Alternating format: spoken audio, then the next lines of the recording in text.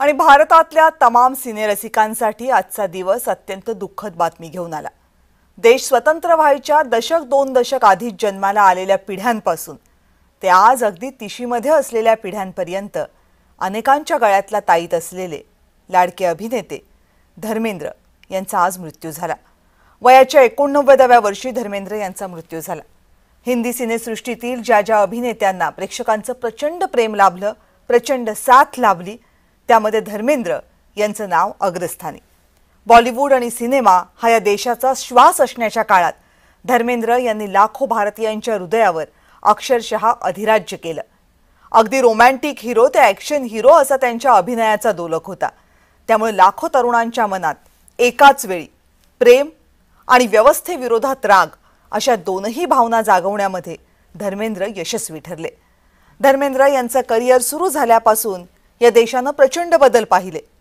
कधी धर्मेंद्र या बदलांचा भाग झाले तर कधी ते या बदलांची प्रेरणा झाले। धर्मेंद्र यांच्या करिअरबद्दल आणि धर्मेंद्र या व्यक्तीबद्दल आज बोलूच यात, पण त्या अगोदर त्यांच्या या प्रदीर्घ कारकिर्दीचा थोडक्यात आढावा घेण्याचा प्रयत्न करूया। धर्मेंद्र, धरमजी, धरमपाजी, नाव अनेक पण प्रेम तेच। बॉलिवूडच्या चमचमत्या काळातला हा चमचमता तारा, ज्याच्या चेहऱ्यावरचं हास्य अखेरपर्यंत कायम होतं। वयाच्या 89व्या वर्षी या जगाचा निरोप घेतानाही धर्मेंद्र यांचा तोच हसरा आणि रोमॅन्टिक चेहरा अनेकांच्या डोळ्यांसमोर होता। अनेक गाण्यांमधला धर्मेंद्र यांचा अंदाज जितका रोमॅन्टिक, तितकेच त्यांचे ही मॅन ही ओळख अधोरेखित करणारे डायलॉग्सही। धर्मेंद्र यांना फिल्म इंडस्ट्रीचा काहीही कौटुंबिक वारसा नव्हता। 1935ला पंजाबमधल्या एका लहानशा गावात त्यांचा जन्म झाला। वडील शाळेत हेडमास्तर आणि तिथेच धर्मेंद्र यांचं शिक्षण। पण एकदा फिल्मफेअर मॅगझिननं एक टॅलेंट हंट शो आयोजित केला होता। धर्मेंद्र यांनी त्यात सहभाग घेतला आणि तिथूनच त्यांची पावलं अभिनय क्षेत्राकडे वळली। मुंबईमध्ये आले, अनेक प्रयत्न केले आणि 1960 साली दिल भी मेरा हम भी तेरे या सिनेमामधून धर्मेंद्र यांचा बॉलिवूडमधला प्रवास सुरू झाला। पहिला चित्रपट फार चालला नाही, पण करिअर सुरू झालं।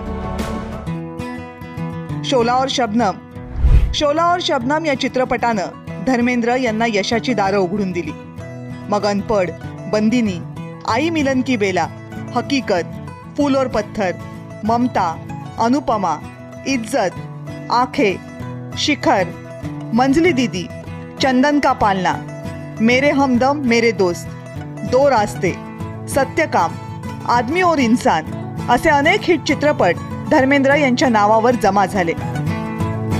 दादागिरी, आग ही आग, जीने नहीं दूंगा, धर्म और कानून, बर्निंग ट्रेन या सिनेमांमध्ये धर्मेंद्र यांनी वैविध्यपूर्ण भूमिका साकारल्या। पण धर्मेंद्र यांना खरी ओळख दिली ती शोले चित्रपटानं। या चित्रपटामधील अभिनेते अमिताभ बच्चन यांच्यासह धर्मेंद्र यांनी साकार केलेली वीरू ही भूमिका अजरामर बनली। आपल्या कारकिर्दीमध्ये धर्मेंद्र यांनी जवळपास 300 चित्रपटांमध्ये काम केलं। अगदी अलीकडेच रॉकी और रानी की प्रेम कहाणी आणि तेरी बातों में ऐसा उलझा जिया हे त्यांचे 2 सुपरहिट सिनेमे रिलीज झाले।